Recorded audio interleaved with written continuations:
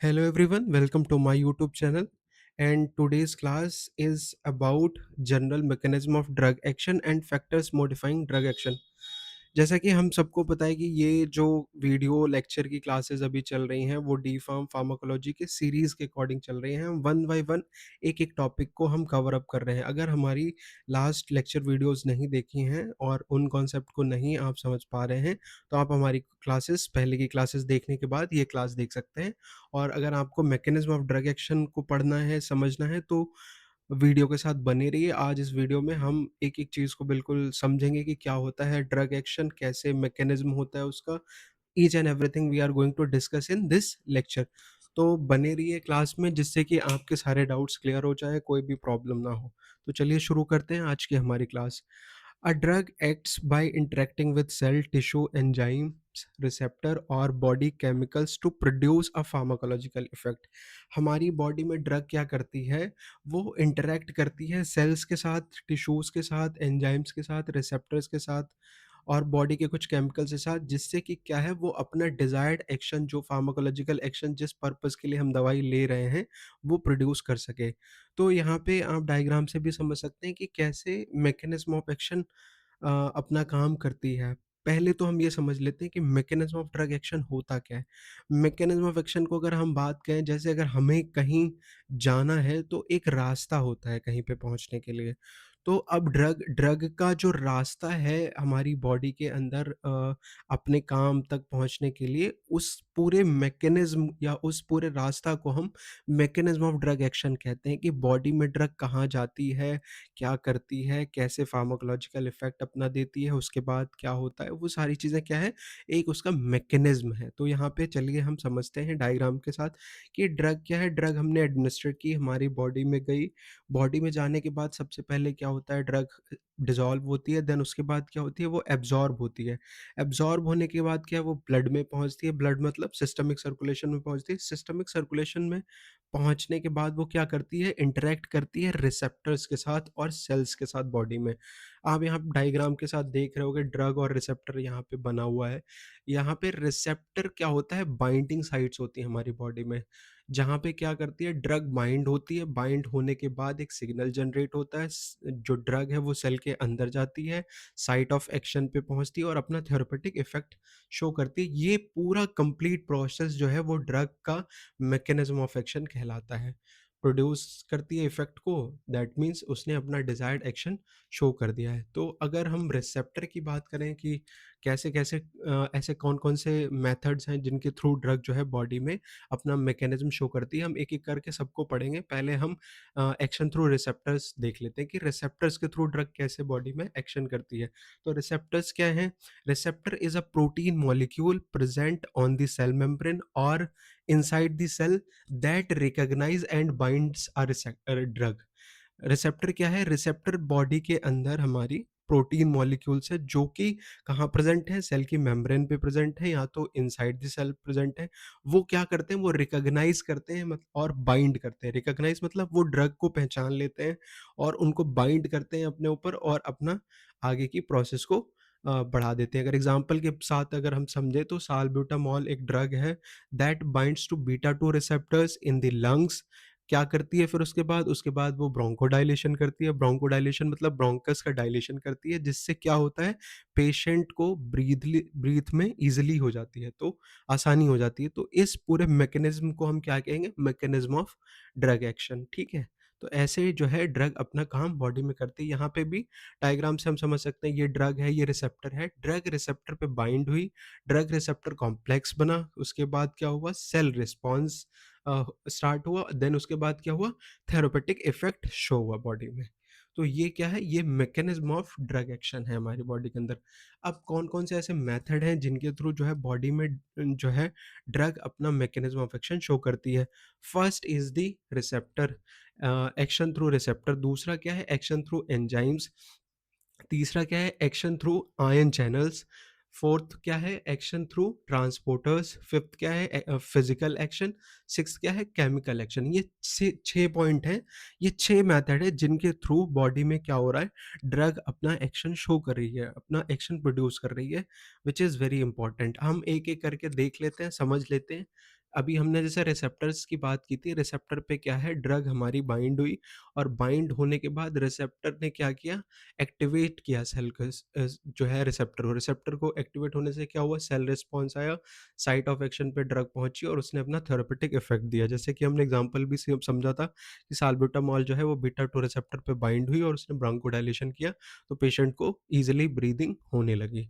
अब एंजाइम्स के थ्रू बात करें, हमारी बॉडी में डिफरेंट डिफरेंट एंजाइम्स होते हैं, वो क्या करते हैं, वो भी ड्रग जो है एंजाइम के साथ इंटरेक्ट करती है, तो क्या करता है फिर एंजाइम का एक्टिवेशन होता है या इनिबिशन होता है। दो दो टर्म्स होते हैं, एंजाइम इंड्यूसर, एंजाइम इनिबिटर्स। तो अब डिपेंड करता है वो कौन से ड्रग है। तो अब अगर हम यहाँ पे देखें एग्जांपल में, ड्रग इनिबिट्स एंजाइम एक्टिविटी, यहाँ पे इनिबिटर का एग्जांपल लिया गया है। तो ये क्या करता है, चेंज इन सबस्ट्रेट कन्वर्जन, जो एंजाइम से सबस्ट्रेट बन रहा था उसके कन्वर्जन को ये रोक देते हैं और ड्रग जो है अपना सेल का रिस्पॉन्स प्रोड्यूस करती है और थेरेपेटिक इफेक्ट आता है। एग्जाम्पल के लिए अगर हम इसको समझें, एस्पिरिन है, एस्पिरिन सबने सुनी होगी, एक ड्रग है जो कि क्या करती है, इनहिबिट करती है कॉक्स, साइक्लो ऑक्सीजनेज एंजाइम हमारी बॉडी के अंदर। फिर से जब वो एंजाइम इनहिबिट होता है तो क्या होता है, जो प्रोस्टाग्लैंडिन्स है उनकी सिंथेसिस क्या होती है, डिक्रीज हो जाती है। जब प्रोस्टाग्लैंडिन की सिंथेसिस डिक्रीज होती है तो क्या होता है, पेन में रिलीव होता है और फीवर रिड्यूस होता है। तो ये जो है एंजाइम का एक एग्जांपल है। अब हम तीसरे पॉइंट को समझ लेते हैं, action through ion channel. Ion channel की अगर हम बात करें तो हमारी बॉडी में आयन चैनल्स प्रेजेंट होते हैं। तो अब क्या होता है, ड्रग आयन चैनल पे क्या करती है, बाइंड करती है, इंटरेक्ट करती है, फिर वो आयन के जो फ्लो है ना उसको चेंज कर देती है, चेंज इन आयन फ्लो। अब आयन फ्लो चेंज होगा तो रिस्पॉन्स, सेल का रिस्पॉन्स चेंज होगा, सेल का रिस्पॉन्स चेंज होगा तो ड्रग का जैसा नेचर होगा उस नेचर से वो क्या करेगी, अपना एक्शन प्रोड्यूस करेगी। एग्जाम्पल की अगर हम बात करें, लीडोकेन जो कि एक लोकल एनेस्थेटिक है, ये क्या कर रही है, ये ब्लॉक करती है सोडियम को। अब ये नर्व्स पे क्या कर रही है, ब्लॉक कर देगी सोडियम को, जिसकी वजह से क्या होगा, नर्व इम्पल्स जनरेशन नहीं होगा और लोकल एरिया पे रिवर्सिबल जो है सेंसेशन का जो है लॉस हो जाएगा। अब हम फोर्थ पॉइंट को समझते हैं, एक्शन थ्रू ट्रांसपोर्टर्स। हमारी बॉडी में कैरियर्स और ट्रांसपोर्टर्स होते हैं जिन पे क्या होता है, ड्रग बाइंड करके साइट ऑफ एक्शन तक पहुंचती है और अपना इफेक्ट प्रोड्यूस करती है। यहाँ पे क्या है, सब जो है ड्रग बाइंड करेगी ट्रांसपोर्टर प्रोटीन पे, उसके बाद क्या करेगी, ब्लॉक करेगी ट्रांसपोर्टर एक्टिविटी को, डिक्रीज करेगी या इंक्रीज करेगी सबस्ट्रेट के लेवल को, सेल के रिस्पॉन्स को बढ़ाएगी या घटाएगी, depends on the nature of the drug. फिर क्या होगा, हमें जो डिजायर्ड थेरेपेटिक इफेक्ट चाहिए वो थेरेपेटिक इफेक्ट हमें मिल जाएगा। अगर हम एग्जांपल से समझें तो फ्लोक्सेटिन एक ड्रग है जो क्या करती है, सेरोटिन अपटेक ट्रांसपोर्टर को क्या कर रही है, ब्लॉक कर रही है, जिसकी वजह से क्या हो रहा है, सेरोटिन का लेवल ब्रेन में इंक्रीज हो रहा है। ये क्या है, ये एक एंटी डिप्रेसेंट ड्रग है, तो ये क्या प्रोड्यूस कर रही है, एंटी डिप्रेसेंट इफेक्ट प्रोड्यूस कर रही है। फिफ्थ पॉइंट की अगर हम बात करें, फिजिकल एक्शन। फिजिकल एक्शन क्या है, ड्रग क्या है, ड्रग हमारी बॉडी में गई, एब्जॉर्बेंट एब्जॉर्ब हुई, drug acts physically without chemical interaction. यहाँ पे क्या है, ड्रग जो है फिजिकली एक्ट कर रही है, केमिकली कोई इंटरेक्ट नहीं हो रहा है। इट मीन्स ये क्या कर रही है, ये कोटिंग का काम कर रही है या प्रोटेक्शन का काम कर रही है और लोकल इफेक्ट प्रोड्यूस कर रही है, थेरेपेटिक। बट अगर हम अल्सर की भी बात करें तो अल्सर में क्या होता है, अल्सर में कुछ ऐसी दवाइयाँ होती हैं जो सिर्फ अल्सर को प्रोटेक्ट करती हैं, कवर अप करती हैं, जिससे कि वहाँ पे एसिड ना पहुँचे और अल्सर और वर्सन ना हो और उसकी हीलिंग की प्रोसेस बढ़ जाए। एग्जाम्पल से अगर हम समझे तो activated charcoal absorb poison in GIT, prevent absorption. यहाँ पे क्या कर रहा है, एक्टिवेटेड चारकोल क्या कर रहा है, अगर हम जीआई बात करें, जीआई में क्या कर रहा है, जीआई ट्रैक्ट में वो पॉइजन को एब्जॉर्ब कर रहा है और प्रिवेंट कर देता है पॉइजन के एब्जॉर्प्शन का। तो जो हार्मफुल इफेक्ट्स हैं वो नहीं आते हैं। सिक्स्थ पॉइंट क्या है, केमिकल एक्शन। अब केमिकल एक्शन के थ्रू ड्रग अपना कैसे एक्शन शो करती है, यहाँ पे हमने एंटासिड का एग्जांपल लिया है कि हमारे स्टमक में HCl है और किसी को एसिडिटी की प्रॉब्लम हो रही है तो उसको अगर एंटासिड दिया जाता है तो क्या होता है, ड्रग जो है रिएक्ट करती है केमिकली विद बॉडी सब्सटेंस, जैसे HCl और एंटासिड मिलके क्या करते हैं, वो सॉल्ट एंड वाटर बना देते हैं। ठीक है? न्यूट्रलाइज़ कर देते हैं हमारे स्टमक में एसिड को और रिलीफ़ देते हैं एसिडिटी से। तो ये क्या है, ये एक मैकेनिज़्म है कि कैसे ड्रग हमारी बॉडी में काम कर रही है। एंटासिड जो है एचसीएल के साथ रिएक्ट करके उसको न्यूट्रलाइज़ कर देते हैं और रिलीव कर देते हैं एसिडिटी से। तो ये हमारे कुछ पॉइंट्स थे जो कि बहुत इंपॉर्टेंट हैं, आप इनको नोट डाउन कर लीजिए, जो कि एग्ज़ाम में आपके लिए बहुत हेल्पफुल होंगे। पूरा प्रॉपर मैकेनिज़्म यहाँ पे एक-एक चीज़ लिखी हुई है, समझ के पढ़ लीजिए, समझ लीजिए। एक बार में समझ में नहीं आया तो दोबारा रिपीट पे देख लीजिए, जिससे कि ये कॉन्सेप्ट एकदम से क्लियर हो जाए। अब अगर बात करी जाए कि टाइप्स ऑफ ड्रग एक्शन, हमारे ड्रग के एक्शन के टाइप्स क्या होते हैं, किन टाइप से ड्रग अपना एक्शन प्रोड्यूस करती है।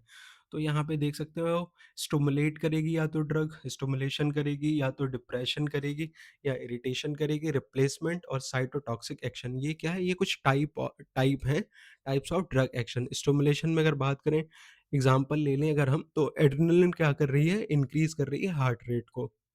डिप्रेशन की अगर हम बात करें, डायज़ेपाम ड्रग ले लेते हैं। डायज़ेपाम क्या कर रही है, डिप्रेस कर रही है सीएनएस को। इरिटेशन की बात करें, लक्सेटिव क्या करते हैं, इरिटेट करते हैं इंटेस्टाइन को। रिप्लेसमेंट की बात करें, आयरन जो है अनीमिया में रिप्लेसमेंट की तरह काम कर रहा है। साइटोटॉक्सिक एक्शन क्या है, एंटी कैंसर ड्रग्स किल करती हैं कैंसरस सेल को। ये कुछ टाइप्स हैं ड्रग एक्शन के। अब एगोनिस्ट वर्सेस एंटागोनिस्ट, पहले भी क्लास में हमने ये पढ़ा था कि एगोनिस्ट क्या होते हैं, एंटागोनिस्ट क्या होते हैं, बट हम दोबारा इसको रिवाइज कर लेते हैं। एगोनिस्ट ऐसे एजेंट या ऐसी ड्रग्स होती हैं जो रिसेप्टर पे बाइंड होके अपना पूरा इफेक्ट शो करती हैं।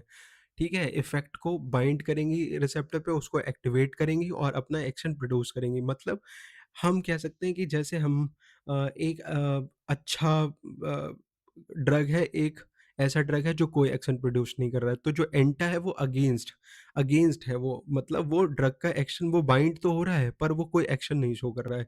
तो एंटागोनिस्ट क्या कर रहे हैं, रिसेप्टर पे बाइंड तो हो रहे हैं बट डज़ नॉट एक्टिवेटेड, वो उसको एक्टिवेट नहीं कर रहे हैं, ब्लॉक करते हैं एक्शन ऑफ एगोनिस्ट। तो अब इनकी अपनी, अब ये लग रहा होगा कि ये बहुत नेगेटिव है, ऐसा नहीं है। एंटागोनिस्ट भी कभी-कभी हमें चाहिए होता है, क्योंकि ऐसी सिचुएशन होती है जहाँ पे हमें इफ़ेक्ट को एंटागोनाइज़ करना होता है, वहाँ पे हम एंटागोनिस्ट देते हैं। अब एगोनिस्ट की बात करें तो एग्ज़ाम्पल में साल्बुटामॉल हो गया। एंटागोनिस्ट की बात करें, रिसेप्टर को जो ब्लॉक करती है वो बीटा ब्लॉकर्स का एग्ज़ाम्पल एटेनोलॉल यहाँ पे लिया गया हुआ है। अब हम देखते हैं ऐसे कौन से फैक्टर्स हैं जो मॉडिफाई कर रहे हैं ड्रग के एक्शन को।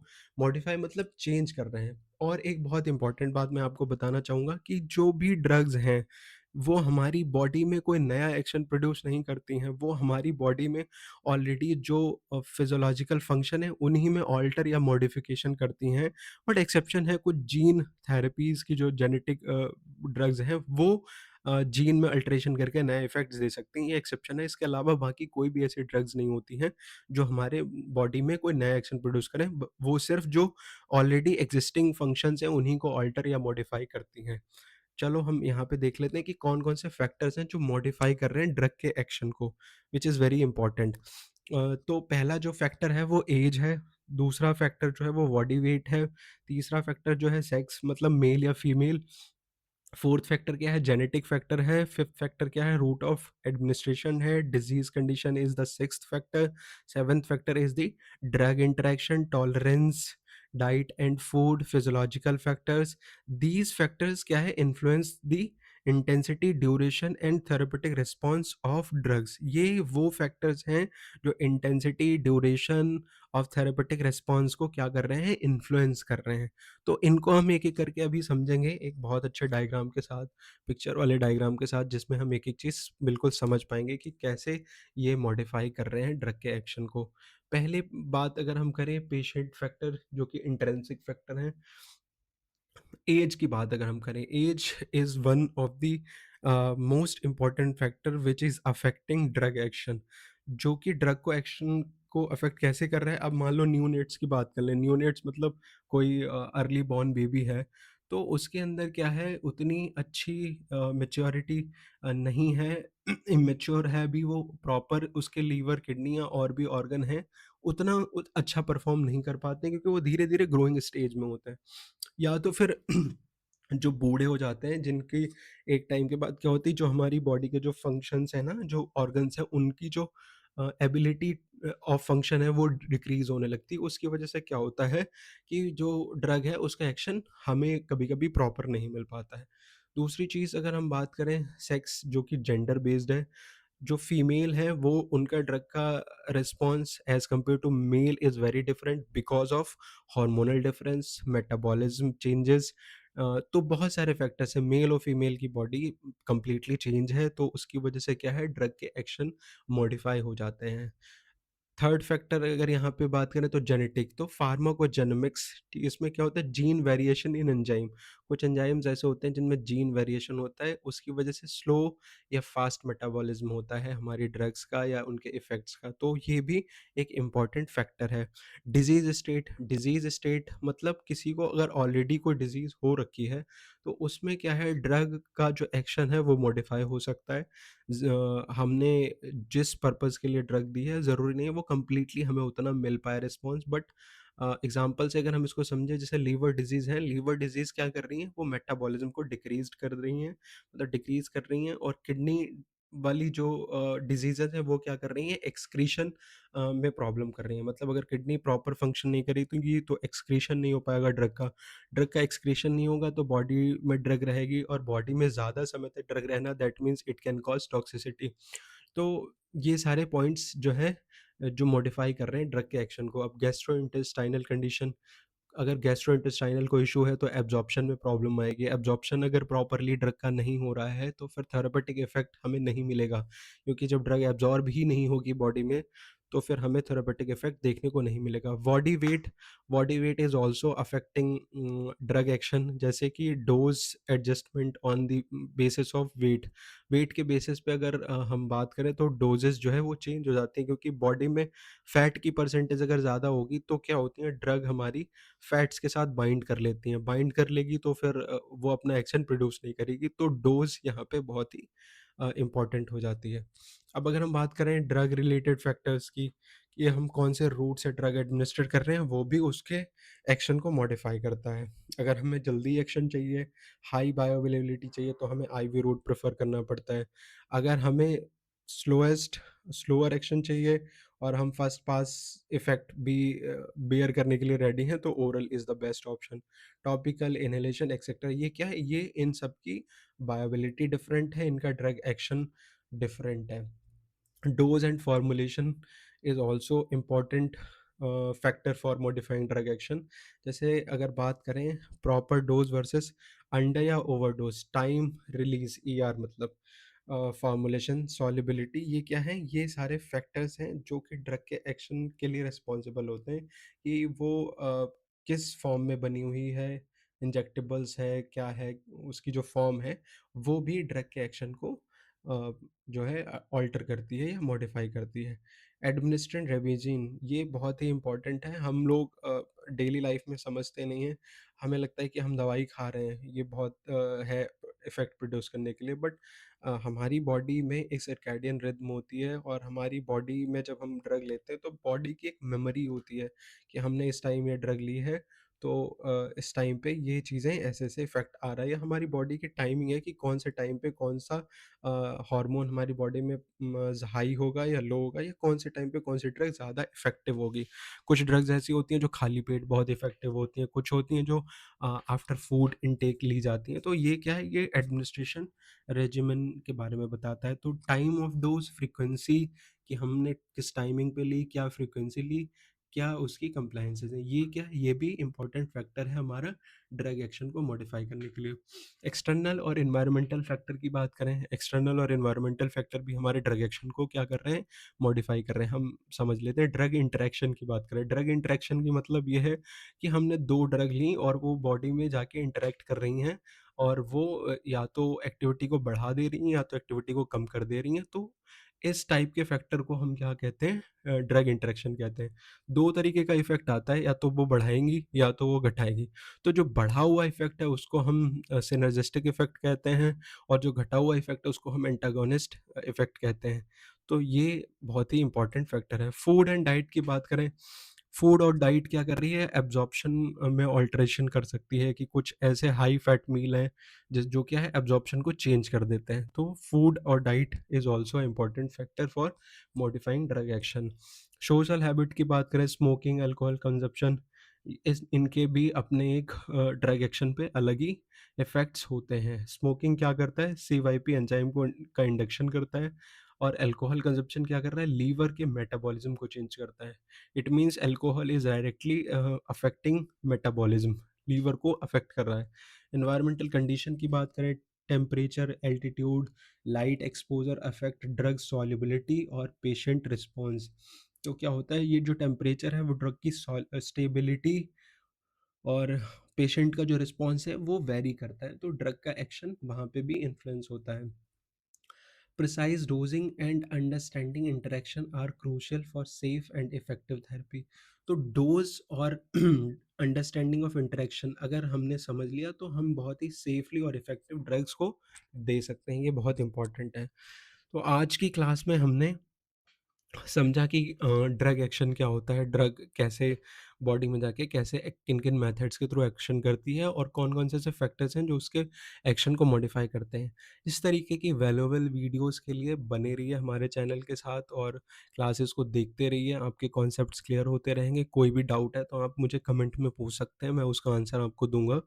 और पूरी एक सीरीज़ चल रही है ये डी-फार्म की, जिसमें हम एक-एक टॉपिक को कवर अप कर रहे हैं, हम पूरा सिलेबस कवर करेंगे। अभी हमने फार्माकोलॉजी स्टार्ट किया है, हम बाकी के सब्जेक्ट को भी कवर अप करेंगे, तो चैनल के साथ बने रहिए, खुद भी पढ़िए, अपने दोस्तों को शेयर करिए और अगर लगता है कि अच्छी वीडियोज़ हैं, कुछ हेल्पफुल हो रहा है, तो लाइक, शेयर, सब्सक्राइब ज़रूर करें, जिससे कि मैं भी मोटिवेटेड रहूँ ऐसी वीडियो बनाने के लिए। थैंक यू फॉर वॉचिंग, मिलते हैं हमारी अगली वीडियो में।